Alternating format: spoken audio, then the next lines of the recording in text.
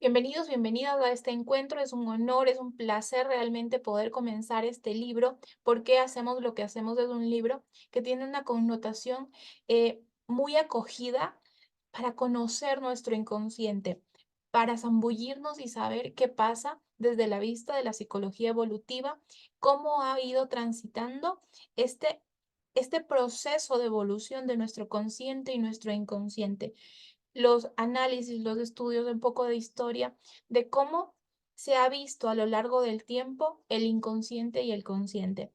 ¿Qué ha sucedido? Y es importante, es interesante este paso a verlo desde los experimentos, verlo desde un laboratorio, verlo desde una persona que estudió psicología y que al estudiar psicología en los años 70, esta persona decidió dar respuesta a muchas de sus interrogantes. Creo que las personas que estamos aquí, tanto en presente como en diferido, somos personas que nos gusta saber muchas cosas de por qué las respuestas, por qué ciertos comportamientos, por qué actúo como actúo, por qué a veces antes de dar una respuesta amable, probablemente saltó un comentario que no fue realmente amable, sino hiriente. Entonces, el conocernos, el hacer esta introspección que ahora tenemos las paces con esta palabra que es introspección, ha venido también de un proceso de estudio, de análisis en el cual por el conductismo y diferentes detractores, en momentos se consideró con poca valía el hecho de la introspección, ¿sí? Entonces la introspección se veía como que el acceder a nuestro inconsciente podría sonar como muy vago en determinados años. Y eso hizo que la psicología como tal deje de, deje de realizarse estos estudios, ¿sí? Entonces vamos a ver el túnel del tiempo. Este túnel del tiempo que nos lleva a poder identificar que en varias partes de la evolución de la psicología o en la psicología evolutiva, no se creía porque cuando el inconsciente fue abordado por diferentes autores, no se tenía quizás un estudio un poco más serio, más formal, y era lo que se daba para la época. Entonces se tornaron varios libros y de a poco se fue rechazando teorías como del inconsciente y decir, nosotros plenamente somos conscientes, somos el resultado de todas las decisiones que tomamos, ¿sí? Entonces, no se quería socavar o menospreciar el hecho del poder de elección del libre albedrío. Entonces, cuando se presentan varios libros, varios estudios en los años, eh, se dice, ok, no hay suficiente información como para que tú vengas a decir que el inconsciente es el que se encarga de todo. Entonces, se vinieron abajo todas estas investigaciones y hay un tiempo de recesión, un tiempo en el cual no hay quizás un auge para poder continuar con estas investigaciones. Entonces, Darwin estudió sobre las emociones y cuando estudió sobre las emociones, observaba que había múltiples formas en las cuales se podría estudiar, se podía analizar las emociones humanas y también vio las emociones en las especies, vio todo este contexto. En cuanto a Darwin, se ve lamentablemente en retroceso cuando se investiga el inconsciente de forma poco científica y eso hace que tanto Freud como varias personas dicen, ¿sabes qué? Esto no. Cuando Jung y Freud dicen, ¿sabes qué? El inconsciente, son psiquiatras, dicen el inconsciente tiene mucha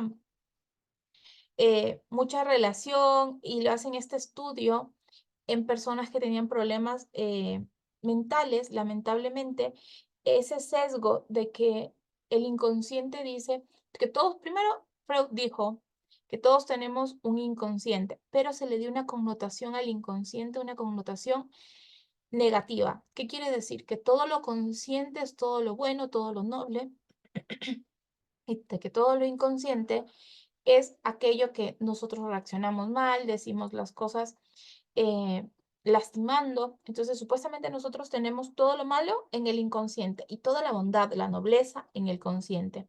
Incluso decimos muchas veces frases como yo lo hice sin querer, sin darme cuenta.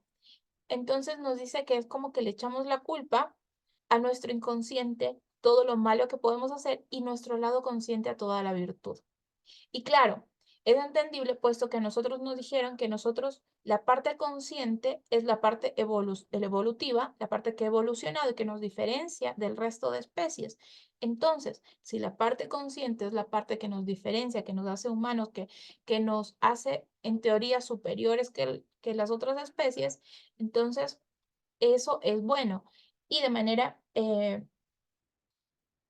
sin decirlo de otra forma o popular, se aduce o se asemeja que lo inconsciente tiene todo lo malo. Entonces, lo que nos vienen a dar el paso es que primero, gracias a Paul Ekman, él comenzó a hacer otros estudios y se vuelve a retomar el proceso de la psicología y ya se hace un merge con todos los avances de la psicología evolutiva, en la cual se puede revisar cuánto ha evolucionado el consciente y también cuánto ha evolucionado el inconsciente.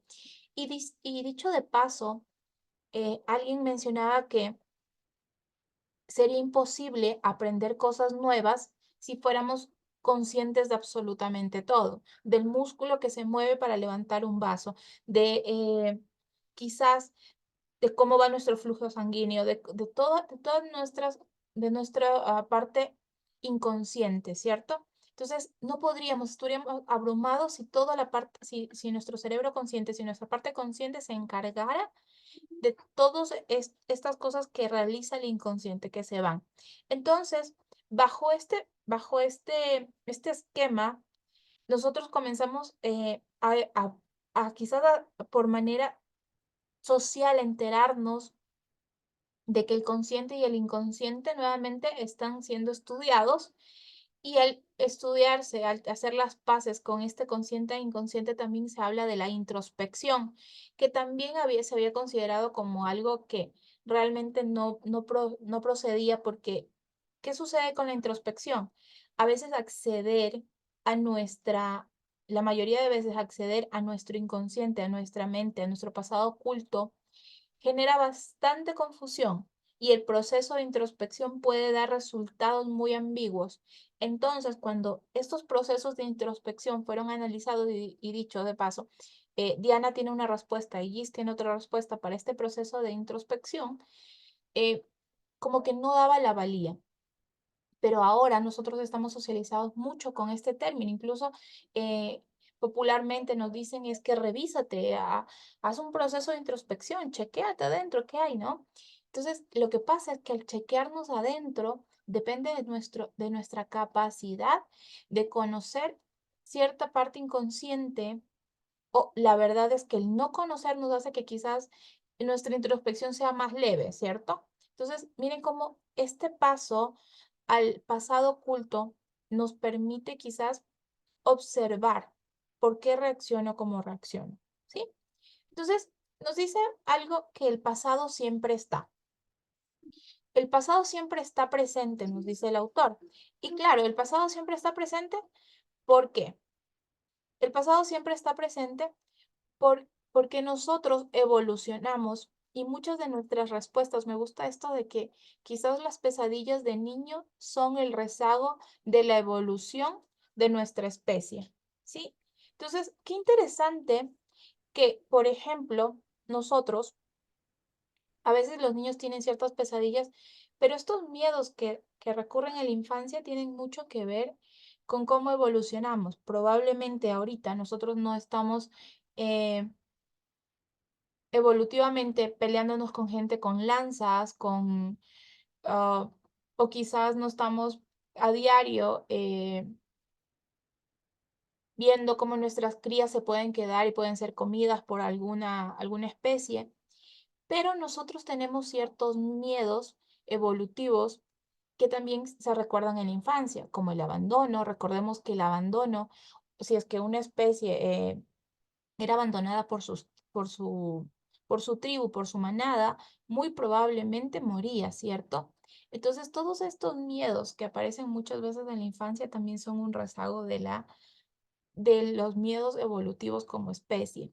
Y qué interesante también porque, claro, los niños nos dicen, cuidado, los abandonan. Es que ahí viene algo que se llama la confianza, ¿sí? Que voy a darles como un pequeño introducción a la confianza. Nos dice que la emoción y la confianza son cosas, eh, desde los pequeñitos necesitan confiar. Miren, como los pequeños no pueden valerse por sí mismos como especie, a sus cuidadores nos tienen una confianza absoluta, ¿cierto? ¿Por qué? Porque ellos no pueden valerse para sobrevivir. Un niño no podría sobrevivir solo, sobre todo en sus primeras etapas, ¿cierto? Entonces, necesita de un cuidado del otro. Y ahí viene esta parte de la emoción y de la confianza. La confianza absoluta nos la entregan a nosotros, ¿cierto? Y ahí viene esta confianza que nos entregan, va evolucionando y luego vamos a ver cómo nosotros confiamos a veces y esta confianza ciega se la entregamos a personas, ¿cierto? Y bueno, luego vamos viendo al paso del tiempo cómo al ir confiando tenemos también que aprender el radar de personas. A quién sí puedo confiarle ciertas cosas y a quién no puede confiarle. Recuerden que nosotros esta confianza viene con nosotros. Tenemos que confiar para poder sobrevivir, ¿cierto? Tenemos que confiar de ley en nuestra tribu, en nuestra manada para poder sobrevivir como especie. Pero así como podemos venir con toda esta confianza, el radar de personas es como conducir. Respiramos de manera inconsciente, pero aprendemos a conducir, ¿cierto? Y con el tiempo se va quedando en nuestro inconsciente y nosotros conducimos de manera recurrente y ya no tenemos como que al principio estamos así como que no podemos dar marcha atrás y cosas de estas, ¿cierto? El radar de personas nos pasa similar. Debemos de aprender en el tiempo a detectar en quién sí y en quién no confiar. Pues miren cómo esta parte viene mucho de nuestro inconsciente, ¿ok? Y bueno, vamos a entrar en me encanta este libro porque tiene muchos, muchos estudios en el laboratorio. Entonces, justo habla de este botón, ¿no? Nos dice el autor que él había visto, justamente había leído antes de comenzar su laboratorio, que su laboratorio se llama Acne. No sé, alguien me levanta la mano si alguien ha visto esta, estos dibujos animados de Acne, en el que el coyote y el correcaminos están allí, y el coyote trata como de matar siempre al correcaminos. Sí, ¿no? Bueno, por ahí va el nombre de su laboratorio. Luego le puso otros símbolos, pero Acne tiene eso y tiene una conexión también con los, ¿cómo se llama? Con los experimentos de Acne. Justo en su página web, ellos tienen esta parte, ¿no? Entonces, bueno, vamos entrándonos ya en materia. Entonces, me gustó mucho el libro, es súper descriptivo y nos habla sobre este laboratorio que montaron. Y este botón, bueno, antes se criticaba bastante que en los laboratorios había como mucho tiempo, ¿no? Entonces, por ejemplo, llevaban a la gente a investigarla, bueno, a hacer estos experimentos, y cuando hacían estos experimentos las personas ponían un botoncito, ¿cierto? Y presionaban su botón para poderse dar la opción de pensar y analizar. Sí, entonces estos resultados se podía comentar en la crítica que eran bastante sesgados, porque en la vida real nosotros no tenemos esta opción del botoncito, ¿cierto? Para elegir, realmente vamos en la prisa.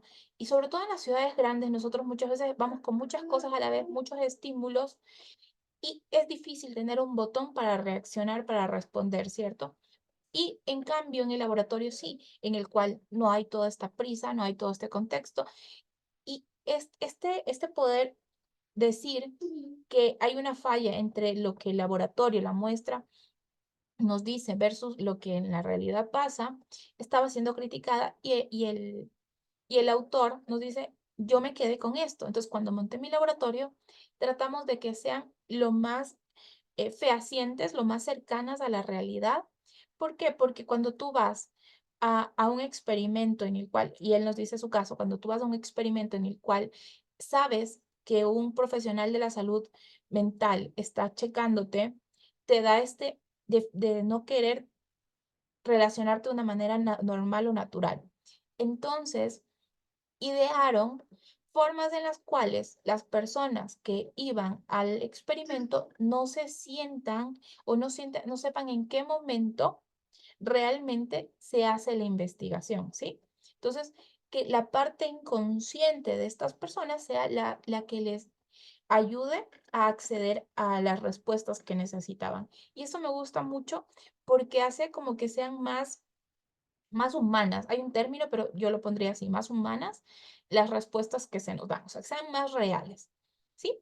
Entonces, este sesgo de que lo de laboratorio versus lo que pasa en realidad eh, se, se trata en estos experimentos y me gusta mucho. Entonces, vamos a hablar sobre los gérmenes. Me voy a adelantar un poquito. Hay mucho contenido, por eso estoy como que tratando de darles un pincelazo de todo el contenido valioso, el bagaje que tiene este libro. Entonces, hablemos de los gérmenes y los presidentes. Bueno, Donald Trump accedió a ser presidente y todas sus políticas migratorias, obviamente, eran súper contundentes. Y nos dice cómo los gérmenes, cómo tenemos de manera inconsciente, o bueno, él una persona que lo seguía mucho, un periodista, dijo que era hay una palabra, bueno, tiene una fobia a los gérmenes, ¿sí? Esta persona. Y esta persona, las políticas migratorias tienen mucho que ver, hay un inconsciente social en cuanto a la migración y a los gérmenes y a las vacunas. Y hay un estudio en el cual se hizo, en el cual las personas reaccionaban de una manera si es que habían sido o no vacunadas y les recordabas esta pregunta y luego les preguntaba sobre políticas migratorias y estas personas creían que, perdón, si es, por ejemplo, si es que no estaban vacunadas, no se habían vacunado y se les hablaba sobre este tema de los gérmenes, entonces estas personas trataban de que las políticas estaban de acuerdo con políticas que, que no favorezcan a los migrantes, versus que esas personas estaban vacunadas y estas personas en otro ambiente en el cual ellos cogían y decían que sí, que no tenían ningún inconveniente. Entonces, de manera inconsciente, los gérmenes sí influyen en ciertas cosas que ya vamos a ver a continuación. Entonces, miren cómo una persona da una respuesta sin necesariamente estar consciente de ello. Y aquí vamos a analizar el botón, ¿sí? ¿Qué pasa con este botón? Entonces, decíamos que en el laboratorio, unas veces en el laboratorio, eh, había un botón. Entonces, el autor nos dice, cuando yo estaba en la ciudad, estaba abrumado, decía, ¿cómo puedo replicar el botón? Entonces, una manera de replicar el botón fueron analizar ciertos perfiles de personalidad, ¿sí? ¿Qué perfiles de personalidad? Personas que, por ejemplo, les hicieron una prueba antes, personas que no toleraban, denme un minutito, por favor.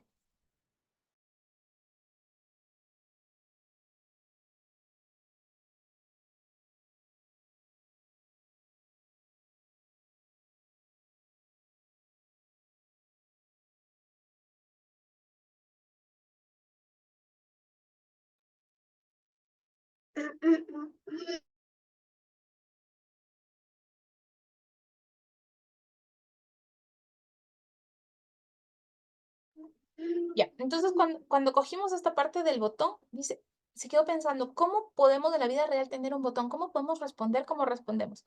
Entonces, cuando estaba en Manhattan, cuando él estaba allí, entre tanta gente, comenzó a analizar esta parte de decir, a ver, vamos a ver perfiles, gente que quizás para ellos lo más importante sea la honestidad, ¿sí?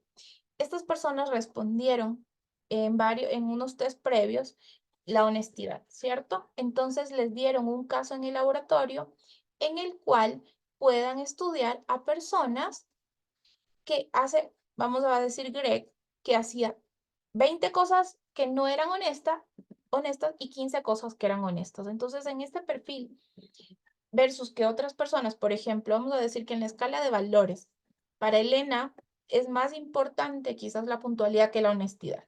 Entonces, como su escala de valores en cuanto a la honestidad no es tan alta, no despunta como 100, digamos que María José. Entonces, estas personas como María José que tenían esta escala de valores súper, súper alta, como requisito para que alguien les caiga bien, entonces estas personas que tienen identificado la honestidad como un rasgo primario de la personalidad, ellos, el rato que les hicieron este test para analizar a Greg, es como que si tuvieran el botón. ¿Qué quiere decir? Lo podían analizar con mayor asertividad, podían ser más elocuentes, versus que las otras personas que quizás no tenían tan alto este rasgo de su personalidad, no lo podían identificar. Entonces, ese botón fue trasladado a nuestra realidad. ¿Qué quiere decir? Quiere decir que nosotros también tenemos un botón en el cual de manera inconsciente se activa, ¿sí? Nosotros, depende de cuál es nuestra escala de valores, depende de qué tipo de valores tenemos, súper altos son los que rigen nuestras respuestas. Es decir, si por ejemplo, una persona para nosotros es necesario que sea generosa, ¿sí? Vamos a decir que puede pasar todas las cosas, pero esta persona para que a mí me caiga bien tiene que ser generosa. Entonces, cuando me pongan un test en el laboratorio por ejemplo, me preguntaron, ¿qué es el rasgo más importante en una persona? Que sea generosa. Entonces, todas las personas que respondimos generosas en el laboratorio después de un test previo, nos ponen esta prueba y nosotros vamos a identificar con mayor facilidad el momento en que hay una situación compleja de una persona que hizo cosas generosas y poco generosas, ¿sí? Entonces, la respuesta o la capacidad para discernir incluso en un contexto más complejo nos va a permitir el hecho de mi escala de valores. Y sucede así que quizás para una persona sea muy, muy importante que alguien se alegre, ¿sí? Que alguien sea súper alegre, que sea súper divertido. Y probablemente en un contexto en el cual sea un poco complejo, nosotros podamos identificar con mayor facilidad y destreza, como si estuviéramos en calma, el hecho de que esta persona estaba muy mal genia o siempre iracunda y todo. Entonces, miren, nuestro botón automático se filtra de manera adaptativa lo que para mí es importante primeramente y como me he ido relacionando y adaptando de acuerdo a mi contexto, yo puedo elegir o filtrar y por eso hay personas que a veces nos dicen, pero es que es tan obvio, claro, porque quizás en su escala de valores la situación que está sucediendo puede ser obvia de acuerdo a su botón. Entonces, quizás nosotros en el laboratorio decimos, hay un botón como para poder pensar y analizar despacio, pero en la vida real respondemos así, ¿cierto? Y vamos a dar respuestas de acuerdo a nuestra escala de valores y a nuestra adaptación. Entonces, nos dice que somos tan adaptativos que no es que, por ejemplo, en los pájaros, no es que simplemente estos pájaros que se adaptan a la parte de las constelaciones, se me fue el nombre, no es precisamente que la naturaleza les provee simplemente de un recurso único y estándar. Por el contrario, lo que hace es que se adapten a identificar hacia dónde van a ir, pero obviamente es nuestra capacidad adaptativa, no es de la respuesta como tal. ¿Qué quiere decir? Que si en mi contexto, sobre todo la honestidad, era un valor súper importante o la humildad, muy probablemente cuando tenga que filtrar el comportamiento de otra persona para que se acerque a mí o no, va a ser de acuerdo a mi escala de valores inconscientes. Me gustaría que hagan este ejercicio y ustedes digan cuáles son mi escala de valores. Y de esta manera ustedes también digan por qué me molesta lo que me molesta, por qué esa persona me cae tan mal. A veces decimos en las primeras impresiones, es que no sé qué pasó, pero me cae mal. Y muchas veces este lenguaje no verbal hace que una persona nos caiga bien o no, ni siquiera, y hay un libro que habla sobre la intuición y la inteligencia intuitiva, en la que nos dice que realmente son estos pequeños segundos en los cuales nosotros filtramos a una persona y llegamos a ciertas conclusiones y decimos no, y ya nos damos de paso una primera impresión, ¿sí? Entonces, una vez que hemos hablado sobre el botón, que todos tenemos, cuál es nuestro botón, sobre del consciente, los gérmenes y precedentes de consciente a inconsciente y de inconsciente a consciente. Se decía que supuestamente todo primero, por ejemplo, y es como los hábitos, ¿cierto? Si tú conscientemente repites algo varias veces, hasta que esa rutina queda sólida, se va al inconsciente y se hace automático. Entonces, se veía mucho que todo tenía que pasar del consciente al inconsciente. Es decir, yo intencionalmente hago algo, aprendo algo y luego, ya que lo aprendí, como aprender a conducir, se va al inconsciente. Y esta teoría de que todo lo consciente pasa a lo inconsciente dejaba descartado que el inconsciente gobierna el consciente.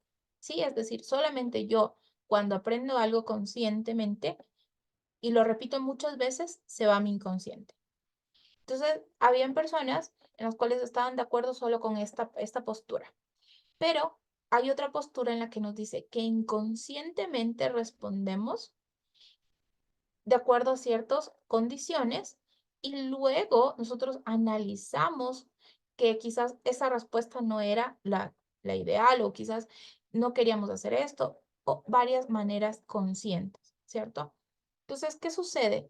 Nos dice que tanto de consciente a inconsciente como de inconsciente a consciente es válido. Esta interrelación es bastante, bastante real. Y nos habla sobre el pasado oculto. El pasado nunca muere, no es siquiera pasado. Y bueno, aquí es algo que me gusta mucho porque dice que es bastante subjetivo para nosotros lo que es pasado, lo que es presente y lo que es futuro, que simplemente son percepciones. Y cuando nos dice que el pasado oculto viene mucho de nuestra infancia, ¿sí? Y bueno, y aquí profundiza y lo profundizaremos en el siguiente encuentro, en el cual las respuestas adaptativas que nos dieron en nuestra infancia son las respuestas de manera inconsciente que nosotros utilizamos. Por ejemplo, vamos a poner un caso real. Cada vez que mi mamá se quemaba, se golpeaba el pie, se pegaba el dedito en la pata de la cama, cada vez que mi mamá hacía algo de esto que le dolía mucho, decía una mala palabra, ¿ok? Decía una palabra altisonante. Probablemente yo, cuando, sin pensarlo, me sucede algo doloroso, me quemo, me pego ¿cómo se llama? En el filito de la cama, digo esa mala palabra, ¿sí? Eso se quedó sesgado en donde, en mi inconsciente, yo lo aprendí y luego lo repito. Lo pensé, no. Recuerden que cuando nosotros nos quemamos, nos lastimamos, de manera inconsciente repetimos, ni siquiera estamos como pensando, simplemente es nuestra respuesta automática. Entonces, este inconsciente habla sobre nuestro pasado oculto. Nos dice muchas de las cosas en las cuales nosotros respondemos como respondemos. Y hace un estudio simpático. Quiero que las personas que les había solicitado que por favor me ayuden, están listas. Sí, se me fue el tiempo, quiero pedirles una disculpa. Quizás estamos listas. Sí, Elena. Elena, por favor, ¿tienes una bebida caliente a la mano? A ver, Elena nos iba a ayudar con una bebida caliente, ¿cierto? Sí, aquí tengo. Ya. ¿Puedes sostenerla, por favor? Quiero que la sostengas un buen ratito. Yo te voy a decir cuándo dejar de sostenerla.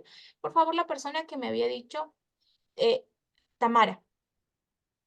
Tamara, me habías comentado quizás de la parte de una bebida fría. ¿La tienes a la mano?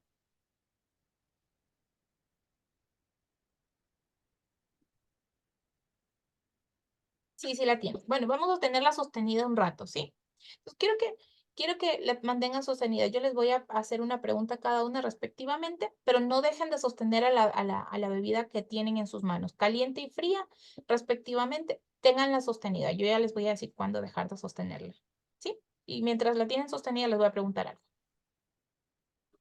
Bueno, entonces vamos a hablar sobre algunos experimentos que se han realizado y bueno, uno de ellos es la emoción y la cooperación, que era lo que les comentaba. Nosotros, bueno, hicieron una investigación en cuanto a la cooperación y se puso a unos niños muy pequeñitos, máximo de 3 años, se los puso allí y la persona, cuando iban a hacer lo de revisar, hacer el experimento como tal, la persona hacía que se le caiga un juguete. Previamente le había pasado unas flashcards en la cual eh, ponía una carita, unos niñitos que se estaban como ayudando, ¿sí? Entonces, unos niñitos que eran amigos. Entonces, dejaba que se le caiga algo y a lo que dejaba que se le caiga, los niños veía cómo ayudaban, es decir, cogían y le recogían y le pasaban, ¿cierto?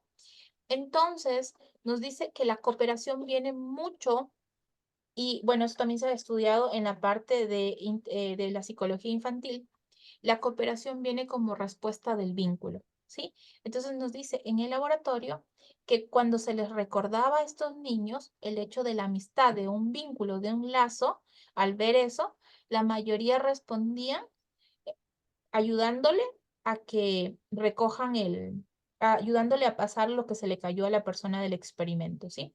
Entonces, el recordarles una amistad, el recordarles un lazo, a estos niños le daba como que la respuesta, versus que los niños que quizás no se les recordaba, tenían otra respuesta. Entonces, miren cómo la colaboración, la cooperación tiene mucho que ver con nuestros vínculos, ¿sí? Por eso muchísimas veces en la infancia se dice primero tienes que fortalecer el vínculo antes de una cooperación, ¿sí? Entonces, me gustó mucho porque de manera inconsciente ya venimos con este sesgo. Ok, una vez que, por favor, Elena, quiero que me cuentes, ¿estás allí? Sí, aquí estoy. Ok, Elena, quiero que me comentes, por favor, sobre tu hijo. No sueltes la taza, quiero que tengas la taza allí. Háblame de tu hijo, de tu hijo, de tu hija.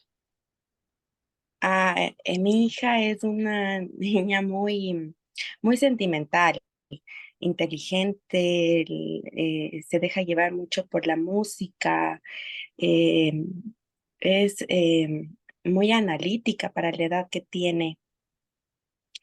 eh, es una niña cariñosa, de pronto también puede cambiar su forma de ser, de estar emocionada, a también estar triste, es algo que eso aún no sé cómo influenciar, porque también puede ser que, mejor dicho, no sé cómo corregir esa parte que a mi parecer no está bien, pero capaz que eh, es un aprendizaje tal vez de lo que soy yo. Entonces eso me hace también pensar mucho en cómo soy como mamá. ¿Ok? Em, ¿Qué más te puedo ¿Quieres comentar? contarnos algo más que te inspira de tu hija? Am, Me inspira su forma, como les decía, su forma de analizar. A veces en la pequeña que es, me hace reflexionar cosas que como adulta debo manejarlas perfectamente, pero que aún no, que me choca, me hace reflexionar bastante. ¿Ok? Gracias, Eh, Elena. No soltaste en ningún momento la taza, ¿cierto? ¿O sí? no, no la solté, Ok. no la... La persona que tiene, Tamara. Tamara, tú tienes una bebida fría, ¿cierto? Sí, No la has soltado. Quiero que la sostengas en las manos así. Ok. Cuéntame de tu hija, eh, mi hijo, tu hijo. a ver, mi hijo tiene 3 años y medio. em, es, es muy explosivo cuando se enoja, cuando se frustra. Es muy explosivo, pero sabe reconocer cuando comete un error. Por ejemplo, cuando se enoja y me dice, no sé, me trata de alguna manera que no está bien, que él sabe que no está bien tratar de esa manera, se calma y regresa y me pide disculpas. Entonces, Aunque sea explosivo, él sabe reconocer su error. Mi hijo, para su edad, igual que la otra mamita, para la edad que tiene, es muy maduro. Él, por ejemplo, cuando ya sabe que yo estoy con alguna expresión facial de disgusto, me menciona, ¿no? Mami, ¿por qué tienes esa cara? ¿Te estás enojando?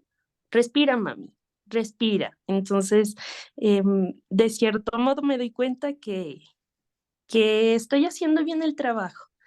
También mi hijo es muy, de cierto modo, ordenado porque tiene el hábito, ¿no? Y llegamos en la noche en la casa y él llega, se saca los zapaticos, los guarda, entonces es ordenado, no sé si hasta cierto punto es algo bueno, es algo malo, pero eso puedo comentar de mi hijo.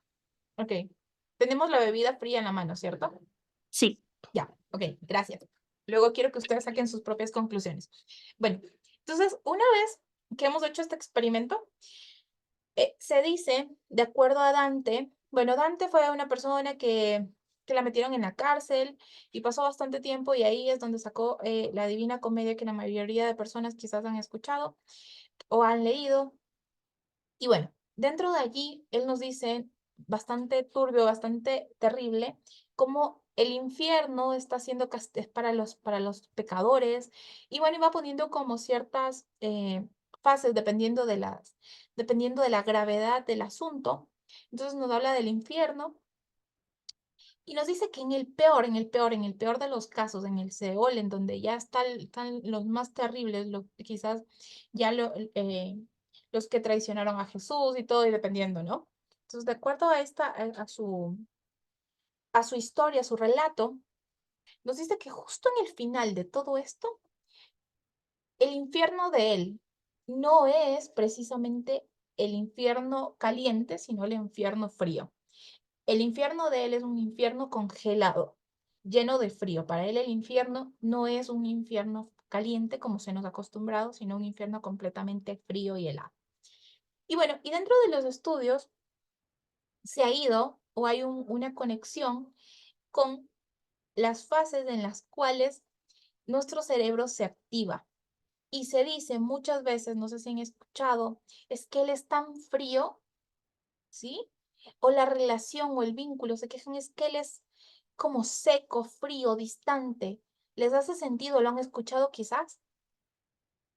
En cambio, cuando nuestro vínculo está muy cercano, ¿qué solemos decir?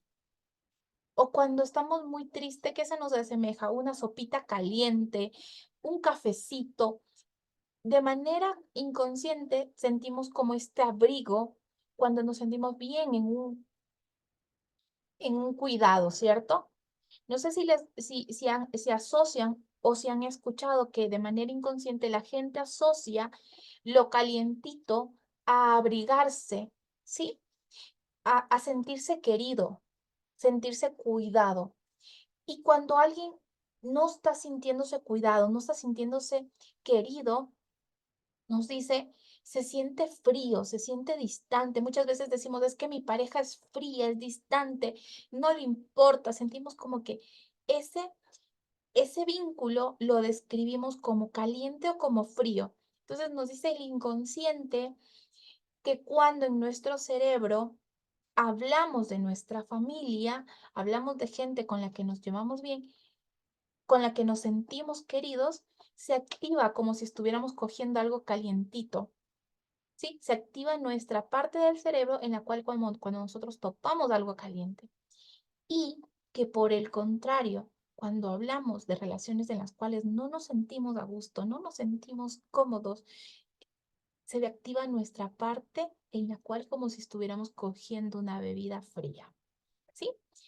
Y hacen un estudio en el cual les presentan a una persona en el laboratorio, hay imágenes y todo cerebrales para lo que les estoy diciendo, nada de este libro, de lo que yo les comente, es dicho por Gis. Todo lo que les comento es parte de estudios que se hicieron en el laboratorio. Sí, me encanta este libro por toda esta evidencia y por toda la documentación que tiene. Entonces, hicieron este estudio con gente que mantenía algo caliente en la mano. Entonces, llevaron a estas personas que las iban a investigar, perdón, y sin dejarles consciente de qué les iban a preguntar, la persona les dio que le tengan, le estaba ocupada y le dijo que le tenga por un ratito la taza caliente. Y a otras personas les dieron la taza de frío. Las respuestas al identificar a una persona que conocieron variaron mucho dependiendo de qué estaban sosteniendo, ¿sí? Y quisiera que ustedes también lo puedan leer si desean o profundizar, porque es bastante interesante como tiempo después le llamó una periodista al autor del libro, le llama una periodista y le comienza a consultar sobre un colega de él y él estaba hablando, pero al hablar maravillas normalmente de este colega, comenzó a hablar demasiadas maravillas, demasiadas cosas que por lo general no solía decir. Entonces, la periodista le dice, ¿no estará usted sosteniendo una taza caliente? Y en efecto le estaba pasando eso. Pese a que él era la persona que había investigado, se había dado cuenta de este estudio, de este análisis, podemos caer también en que de manera inconsciente el entorno sí influye en nuestras respuestas, ¿sí? Entonces, quisiera que ustedes me comenten su experiencia o si ustedes creen que no, quizás cuéntenme. Elena, tienes activo. Am, sí, es verdad, porque les comenté las cosas bonitas y agradables que tiene mi hija o que yo tengo con ellas, pero también por ahí sí se me vino una que otra cosa que probablemente no me guste. Hubo como que más de cosas bonitas, pero también por ahí alguna otra cosa que no me agrada. Ok, ¿saben qué me gustaría que lean este libro? También para que puedan ver o analizar la parte del experimento. Yo quise probarlo en físico, obviamente quizás las condiciones no es un laboratorio, no es precisamente el enfoque, pero quise probarlo para que ustedes se den cuenta. Y lo pueden probar con otras personas y pueden notar la diferencia de cuando ustedes sostienen algo caliente y también el ánimo. Quizás a veces cuando están muy tristes, vamos donde una amiga y le decimos para tomar un café, miren como de quizás una bebida caliente. Entonces, miren cómo es esta parte real podemos también transitarla y es súper chévere que este experimento nos ayude. Liz, cuéntanos tu experiencia. Tamara, perdona, siempre te leo nada No, más. tranquila. Em, bueno, sí, como mencionó la otra mamita, ¿no? Muchas veces sí se nos escapa lo que a nosotros no nos agrada, o bueno, a lo que a nuestra perspectiva no queremos en nuestros hijos, o no queremos que ellos reflejen eso. Sí, también se me fue Fue lo que como a mí, más fácil lo que, acceder, ¿cierto? Estabas con frío y fue sí, más fácil como sacar lo que no me agrada, ¿cierto? Entonces, o sea, no es que no nos sí, dijiste cosas terribles, ¿no? Pero de manera como inconsciente sí sentiste que como que te fluyó más rápido. sí, a la mente me Ok. vino eso. Lo primerito, mi hijo es explosivo, o sea, Ah, sí, ok. Entonces, miren, claro, fue como, luego cogiste y dijiste, no, pero o sea, trataste de hacerlo más ecuánime, pero fue como que salió, o sea, de una. Entonces, miren cómo la respuesta, o sea, me gustó verlo con ustedes también, vivirlo. Entonces también podemos tomarnos una tacita de agua caliente como para que afloren nuestros bonitos momentos en los que estamos complicadas, ¿cierto? Me gustó mucho ver esa respuesta humana de nuestro inconsciente. Y luego nos habla sobre el gen egoísta. Nos dice que lamentablemente nosotros, digo por un lado lamentable y por el otro no tan lamentable, nuestro gen egoísta quiere que nosotros nos preservemos, ¿ok? Quiere decir que nosotros evolucionemos y eso nos ha mantenido vivo como sociedad, eso nos mantiene como especie y el hecho de que nosotros vayamos buscando con quién aparearnos, ¿sí? Entonces, eh, perdón, para que una especie sobreviva, nosotros buscamos de acuerdo a lo que nosotros creemos que es más bonito, ¿sí? Incluso en el enamoramiento, en el apareamiento, sobre todo en el enamoramiento cuando alguien está conquistando, el macho trata de lucir más alto que la hembra, ¿sí? Y eso lo van a ver de manera inconsciente en cuando hay alguien que estudia mucho comunicación no verbal y ve cómo los chicos como que se empavonean cuando están frente a una chica a la que quieren conquistar de manera inconsciente. Como el ciclo de ovulación de, de una mujer puede de manera inconsciente afectar sin que se den cuenta a un varón. Entonces, miren cómo todos estos comportamientos son de la especie de manera inconsciente. Muchas de las cosas inconscientes luego se hacen conscientes. Entonces, lo que nos dice el autor es analicemos el abanico de las cosas inconscientes para poder tener un efecto consciente, ¿sí? Entonces, quiere decir, por ejemplo, en el gen egoísta hay mucho de la prima de la belleza. Quiero que me pongan un dedito arriba si han escuchado la prima de belleza al momento de elegir colaboradores. ¿Alguien ha escuchado sobre la prima de belleza? ¿No? Ok, sí. ¿Alguien por allí? No. Ok. La prima de belleza es esta prima en la cual de manera inconsciente nosotros nos queremos relacionar, nosotros queremos ver, alguien me escribió por aquí, ya. Entonces la prima de belleza es aquella que nosotros, por ejemplo, de manera inconsciente, elegimos a quien nos parece bonito para estar con esta persona. Queremos ver personas que nos parecen bonitas, atractivas, simpáticas de manera inconsciente, no consciente. Claro que decimos, tenemos muchas películas, tenemos muchas películas creadas en nosotros, decimos, no, nosotros no somos así, nosotros no vemos solamente por la belleza, nosotros tratamos a las personas por... Sí, eso lo dice el consciente, suena éticamente normal, pero de manera inconsciente favorecemos, hay estudios en los cuales se han hecho, que se pusieron a muchas personas y se hizo este estudio para dar trabajo y las personas que seleccionaron a tanto hombres como mujeres, pese a que se les había comentado el hecho de que eh, la belleza no importa, o sea, estas personas consideraban que era el talento lo que importaba y no la belleza. En las mujeres, el porcentaje fue más alto de mujeres seleccionadas por su apariencia o atractivo físico, considerado obviamente atractivas. Y en los hombres no varió tanto, fue como de un 60-40, pero en las mujeres se pudo observar aún más el hecho de que pese a tener unas mismas características, un mismo currículum, sí prevalecía el hecho de la belleza, la prima de la belleza. Si a estos investigadores se les hubiera dicho, sabes que tú la elegiste por bella, hubieran dicho no, pero porque no lo hicieron de manera consciente, ¿sí? Entonces, esta prima de belleza viene mucho de nuestro inconsciente, de nuestro gen egoísta por seleccionarnos, ¿sí? Nosotros nos seleccionamos y nos relacionamos con gente que en teoría podría mejorar nuestra especie de manera inconsciente, ¿sí? Entonces, miren qué interesante, es como una prima de la belleza de manera inconsciente em, nos mantiene la especie, pero aún así nosotros tenemos que ser conscientes de que existe y por eso hay políticas que se han hecho al momento de seleccionar el personal y muchas empresas tienen estas políticas, han robustecido sabiendo que existe inconscientemente esta predisposición a elegir personas por su apariencia física. Entonces, ¿esto nos hace malos o buenos? No, simplemente nos hace estar conscientes de que existe, de que tenemos inconscientemente para preservar nuestra especie una predisposición a determinar. Y eso no tiene que ver con los cánones de belleza, no significa que así tienen que ser, sino más bien con lo que a nosotros nos parece atractivo, con lo que a nosotros nos parece más simpático, ¿cierto?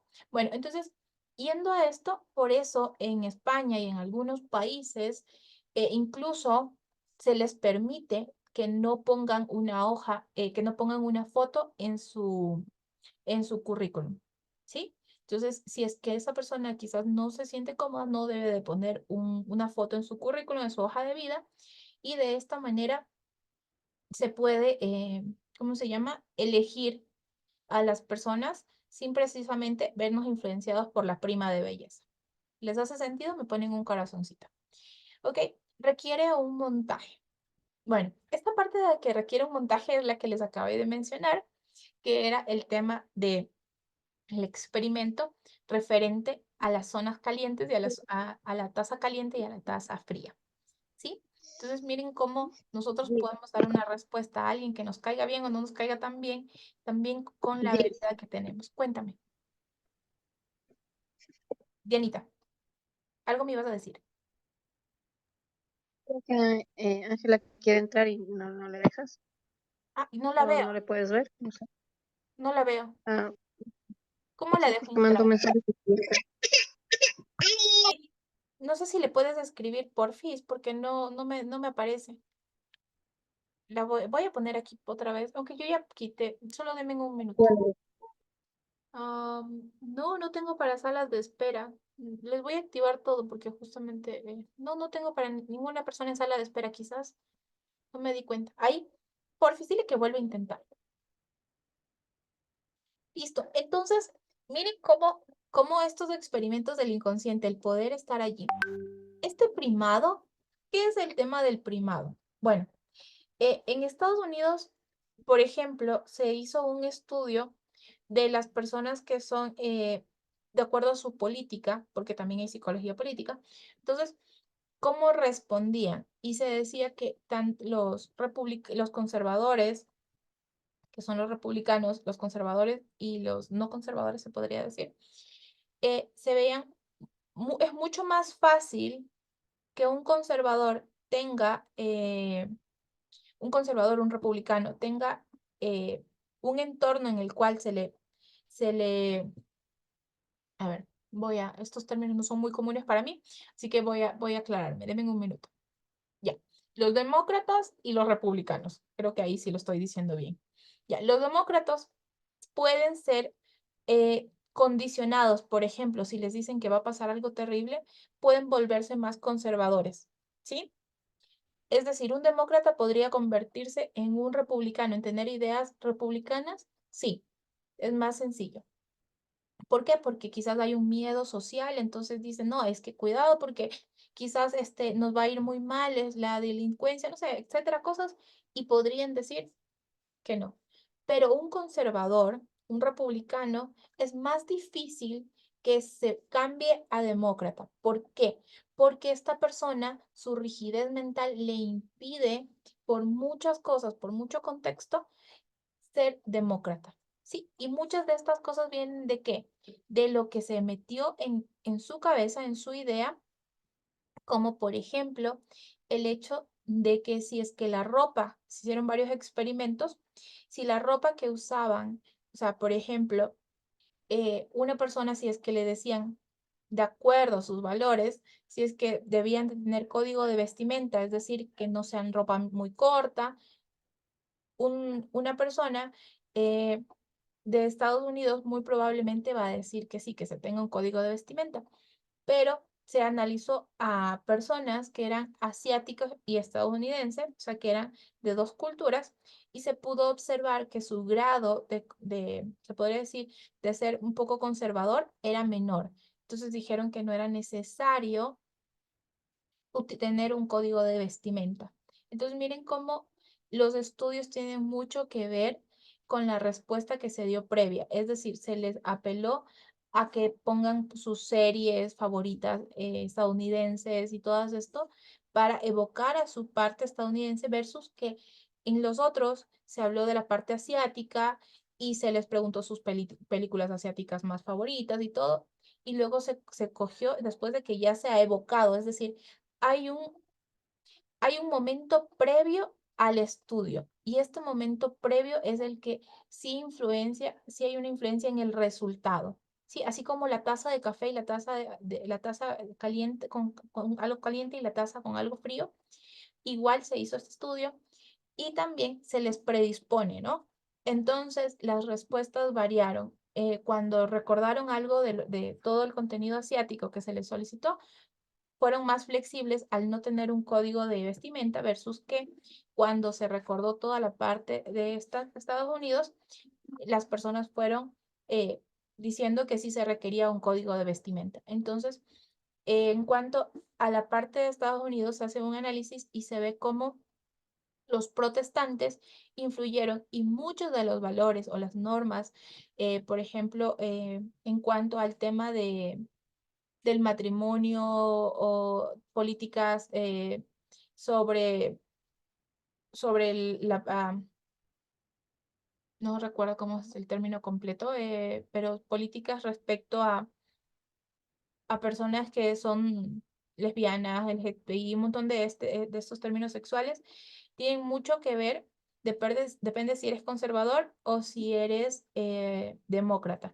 Entonces, miren cómo los protestantes o el puritanismo influye mucho en nuestra respuesta, que hace 400 años, explicaba el autor, hubo esta tendencia de los protestantes que llegaron a América y bueno, y ahí comenta todo porque nosotros aún tenemos bastante, bueno, los estadounidenses, no nosotros porque el estudio fue hecho en Estados Unidos, tienen muchas de estas respuestas.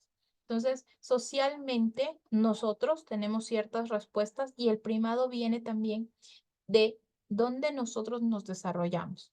Sí, eh, los estadounidenses habían dicho que a los hijos de un estadounidense le habían metido cosas en la cabeza en Corea del Norte, pero realmente es que el contexto de estas personas fue diferente y como crecieron en un contexto diferente, ven a Estados Unidos diferente de que si hubieran crecido en Estados Unidos. Ellos crecieron en Corea, hablaban coreano, creo que es.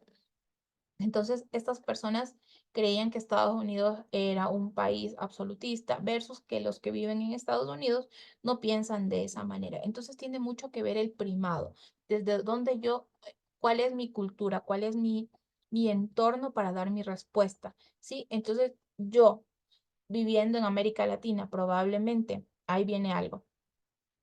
Si antes de hacer un examen, por ejemplo, hicieron unos exámenes a los chicos de 10 años del colegio, a las niñas y los niños, y les preguntaron, antes de hacer el examen, pongan si son mujeres o niños, y la, los resultados en las mujeres fue mejor en cuanto a, perdón, los resultados en las mujeres fue malo, fue deficiente en matemáticas, versus que lo de los hombres fue mejor.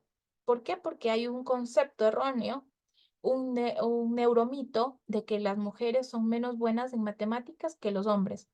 Y este estudio lo hicieron recordándoles previamente que pongan si eran mujeres o si eran niños. Y luego también hicieron otro estudio viendo, porque se ha creído que las personas asiáticas tienen más inteligencia que los Estados Unidos, los estadounidenses. Entonces les preguntaron su cultura y la respuesta también varió dependiendo de si les preguntaba si eran mujeres o si es que eran asiáticas. Entonces se espera socialmente, culturalmente, que las personas de Asia, las personas asiáticas, tengan mayor capacidad para las matemáticas que los estadounidenses. Entonces también influía. Y miren cómo esta preconcepción, este prejuicio influye en una respuesta. Me siento más cómoda quizás cuando me dicen que soy asiática versus que cuando me dicen que soy mujer, porque si soy mujer soy menos inteligente. Y claro, dijeron, este experimento tuvo que ser sesgado y por eso es que las respuestas se dieron como tal. No, los padres a los cuales se investigaron eran padres eh, que esperaban bastante potencial de su hija, de sus hijas. No es que les habían dicho que sus hijas iban a ser malas o iban a fracasar en cuanto a matemáticas, sino más bien que pensaron cuando les hicieron este estudio, estos papás dijeron que bueno que les va a hacer Harvard este estudio porque quizás les va a ayudar para el tema de cuando vayan a la universidad. Entonces, las expectativas de estos padres eran altas, ¿sí? En cuanto a lo que se esperaba de sus hijas. Y es importante conocerlo porque nosotros tenemos muchos entornos sociales que sí afectan. Luego dijeron, ¿sabes qué? Vamos, estas investigadoras dijeron, ¿sabes qué? No lo hagamos en niñas de 10 años, hagámoslo en personas, en niños de 3 años. Y lamentablemente las respuestas fueron alarmantes que antes de que entren al sistema escolar, porque se dijo, ok, el sistema escolar está limitando a las niñas. Entonces, antes de que entren al sistema escolar, ya se ha influenciado, se ha influido en que estas niñas piensen que quizás los niños son mejores para ciertas cosas como matemáticas. Entonces, se volvió a cuestionar el estudio y se dijo, ok, entonces fueron estos papás los que les metieron estas ideas en la cabeza. Entonces, tenemos también que no solamente hay un entorno en cuanto a papá y mamá, sino también hay un entorno social. Y ese entorno social sí se ve afectado en niñas de 3 años. Cuando les preguntas antes de una respuesta si son niñas o niños, ¿sí? Entonces, miren, el hecho de que te recuerden de dónde eres, por ejemplo, si antes yo estoy segura que si a ustedes les hicieron un experimento, estuvieran en un experimento en el cual tuvieran que responder unas cuantas cosas de matemáticas o de lo que sea, y les consultaran porque son latinos versus que si es alguien más europeo, probablemente venga también a notarse este sesgo de acuerdo a su identidad, de dónde son. Entonces, nosotros muchas veces creamos limitaciones por donde nos encontramos o por lo que se nos ha dicho. Y si se nos recuerda esto, previo a ser analizados, probablemente nuestras respuestas o nuestros resultados se vean sesgados por ello, ¿sí? Entonces, miren, el día de hoy hemos trabajado con este libro, los experimentos detallados, las pruebas, todo está en la bibliografía. Si ustedes quieren profundizarlo, están bienvenidos. Eh, He procurado en el tiempo tratar de darles todo el contenido, pero creo que es un libro bastante interesante y tiene mucho, mucho, mucho potencial, así que les invito a que lo puedan profundizar, las personas que nos están viendo en diferido y las que no, también pueden irlo viendo por capítulos. Nos encontramos la próxima semana en el otro encuentro, les pido una disculpa porque me extendí, pero súper apasionante. Si alguien tiene algo que acotar o si no, podemos cerrar este encuentro.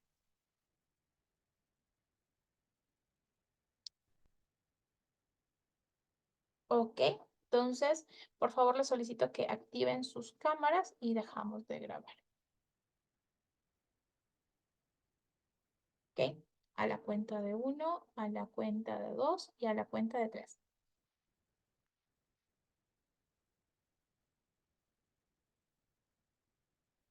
Gracias a todas, nos vemos, un abrazo, bye.